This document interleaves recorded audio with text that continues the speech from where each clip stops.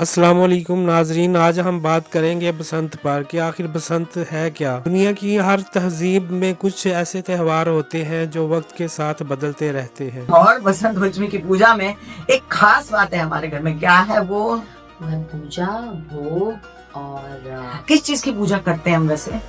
پہلے سرسوتی ماں کی پوجا ہوتی ہے، پھر ان کے ینتر کی پوجا ہوتی ہے، پھر ساس کی بھی پوجا ہوتی کچھ رسمیں اپنی اصل پہچان کھو دیتی ہیں اور نئی شکل اختیار کر لیتی ہیں۔ بسنت بھی انہی میں سے ایک ہے۔ آج بسنت کو پتنگ بازی سے جوڑا جاتا ہے، مگر تاریخ ہمیں بتاتی ہے کہ بسنت کا آغاز پتنگ بازی سے نہیں ہوا، نہ کسی ایک فرد نے اسے ایجاد کیا۔ بسنت دراصل ایک موسمی اور زرعی تہوار تھا جس کی جڑیں قدیم ہندوستان میں ملتی ہیں۔ بسنت سنسکرت زبان کے لفظ بسنتا سے نکلا ہے جس کا مطلب ہے بہار کا موسم۔ تاریخی ماہرین کے مطابق بسنت بطور تہوار 1000 سے 1500 قبل مسیح ویدک دور میں منایا جاتا تھا۔ یہ وہ زمانہ تھا جب انسانی زندگی کا در و مدار براہ راست زراعت پر تھا۔ سردیوں کے خاتمے، زمین کی زرخیزی اور نئی فصل کی آمد کو خوشی اور شکرانے کے طور پر منایا جاتا تھا۔ یہ تہوار کسی ایک بادشاہ یا فلسفی کی ایجاد نہیں تھا بلکہ ایک قدرتی موسمی رد عمل تھا جو آہستہ آہستہ ثقافت کا حصہ بن گیا۔ قدیم ہندوستان میں بسنت کو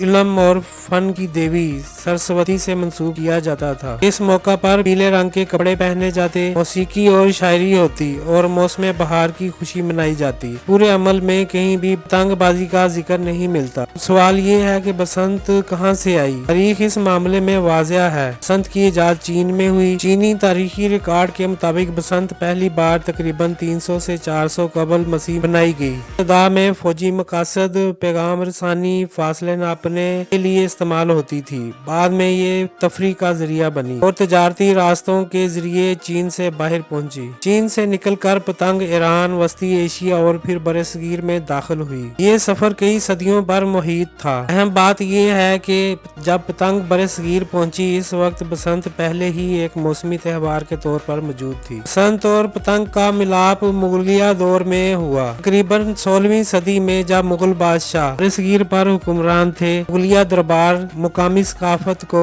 اپناتا تھا اور اسے شاہی رنگ دیتا تھا۔ اور دہلی اور آگرہ میں بسنت کو ایک شہری اور درباری جشن بنا دیا گیا۔ اسی دور میں پتنگ بازی کو بسنت کے ساتھ جوڑ دیا گیا۔ یہ کوئی مذہبی فیصلہ نہیں تھا بلکہ ثقافتی اور تفریحی سرگرمی تھی۔ برطانوی دور میں بسنت کو ایک مقامی ثقافتی سرگرمی کے طور پر دیکھا گیا۔ آزادی کے بعد خصوصاً پاکستان میں لاہور بسنت کا مرکز بن گیا۔ وقت کے ساتھ پتنگ بازی میں مقابلہ بازی، کیمیکل ڈور اور خطرناک رجحانات شامل ہو گئے۔ تاریخ ہمیں یہ بتاتی ہے کہ بسنت نہ کسی ایک فرد کی ایجاد تھی، نہ ابتدا میں پتنگ سے جڑی تھی اور نہ ہی اس کا کوئی مذہبی پس منظر تھا۔ یہ ایک قدرتی، زرعی اور موسمی تہوار تھا جو وقت کے ساتھ بدلتا گیا۔ بسنت کی اصل کہانی یہ نہیں کہ آج ہم اسے کیسے دیکھتے ہیں بلکہ یہ ہے کہ کہاں سے آئی اور کیسے بدلی۔ یہی تاریخ کا اصل سبق ہے۔ روایت کو اپنانے سے پہلے اس کی تاریخ جاننا ضروری ہے۔ آئیے بسنت کے نقصانات کے بارے میں اور علماء کرام کی رائے کے بارے میں کچھ بات کرتے ہیں۔ اسلام میں تہوار صرف دو ہیں، عید الفطر اور عید الاضحیٰ۔ بسنت نہ قرآن میں ہے نہ حدیث میں۔ علماء کے نزدیک یہ ایک غیر اسلامی ثقافتی رسم ہے، خاص طور پر جب اس میں بے پردگی، نشہ، فضول خرچی شامل ہو جائے۔ اسلام ثقافت کو ختم نہیں کرتا مگر اسے اخلاق کے تابع کرتا ہے۔ موجودہ حالات میں بسنت لوگوں کے لیے خوشی کا سبب بنتی ہے یا غمی کا؟ وقت کے ساتھ پتنگ بازی بدل گئی۔ کیمیکل ڈور، لوہے کے مانجے اور بندی ڈور نے خوشی کو موت میں بدل دیا۔ بچے، عورتیں، موٹر سائیکل سوار، ایک لمحہ اور زندگی ختم۔ لاہور میں درجنوں جانیں ضائع ہوئی۔ بسنت اب تہوار نہیں رہا، خطرہ بن گیا۔ متاثرین حکومت کے سامنے سوال رکھتے ہیں، تہوار یا انسانی جان؟ عدالتوں نے کہا جب خوشی۔ رحمان پورہ سے میں بنگلہ پولی کسی کام سے جا رہا تھا، پنجاب بینک کے سامنے جو ہے نا وہ مجھے یہ ڈور پھر گیا گلے میں، وہاں پہ خون نکلا۔ پھر میں پی ایچ پی گیا ہوں، تو میں حکومت سے یہی اپیل کروں گا یہ پتنگ بازی کے اوپر جو ہے نا وہ پابندی رہے گی۔ یہ جو ابھی بھی جو لوگ یہ پتنگ بازی کا خونی کھیل کھیلتے ہیں اس کے اوپر ان کے اوپر جو ہے نا وہ کارروائی کی جائے۔ تو میں پنجاب کے عوام کو یہ خوشخبری دینا چاہ رہی ہوں کہ پہلی بار گورنمنٹ اسپانسرڈ، گورنمنٹ آرگنائزڈ बसंत हम करने जा रहे हैं 6, 7 और 8 फरवरी को इंशाल्लाह। अफसोस इस बात का है कि ये नेग्लिजेंस की वजह से या किसी भी वजह से ये एक ऐसा त्यौहार बन गया था जिसको लोग एक्सीडेंट्स के साथ जो सिनोनिमस हो गया।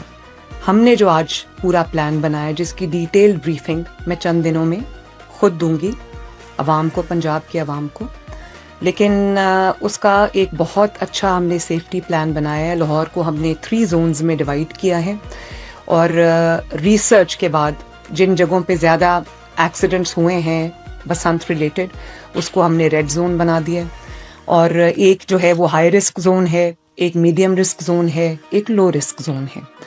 और पूरे लाहौर के अंदर रूल्स एंड रेगुलेशंस बहुत सख्त कर दिए गए हैं। 1 million safety rods government of Punjab अपने खर्चे से 1 मिलियन बाइकर्स को ट्रैफिक पुलिस जो है वो फ्री ऑफ कॉस्ट लगा के दे रही है सेफ्टी रॉड्स जो हैं। और जो मैन्युफैक्चरर्स से लेके सेलर्स एक पूरी जो एक वैल्यू चेन है उसको हम रजिस्टर कर रहे हैं। 2000 से ज़ायद रजिस्ट्रेशंस हो चुकी हैं, उसको कमिश्नर ऑफिस के साथ और डीसी ऑफिस के साथ रजिस्टर करना होगा।